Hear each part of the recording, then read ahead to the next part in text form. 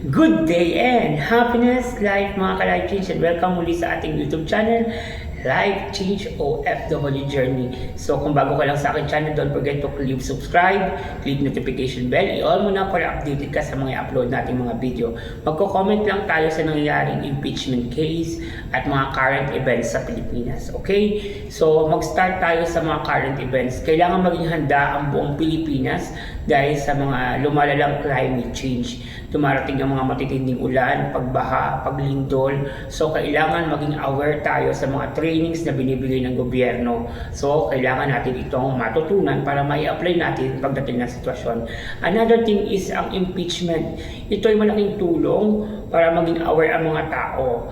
But wag natin itong gamitin sa political assassination or sa paggiba ng mga pangarap ng ibang tao na maging opisyalis ng gobyerno na meron namang mahusay na pamumuno sa bansa. So, ang impeachment is ginagamit natin ito para sa mga tiwali. Okay?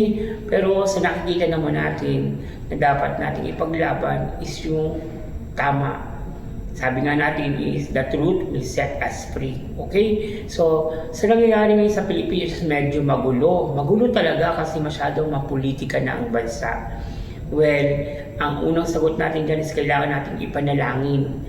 Ipanalangin natin yung mga leaders ng Pilipinas na magkaroon ng mind. Magkaroon ng mind na rightful way of actions.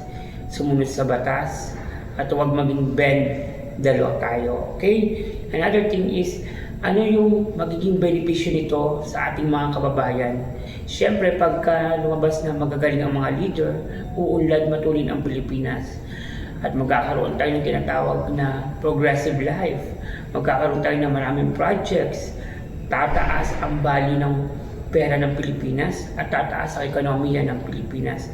So, nakaakibat yan sa mauhusay na leader ng Pilipinas. So, mga ka-Life Change, sa buhay natin, kailangan natin pumili ng mahusay at makinig ng mabuti. Tingnan kung sino talaga ang may ginagawa sa Pilipinas. Muli po, ito ang yung Life Change OFW Journey. Nagsasabing, be wise and support the good things. To God be the glory.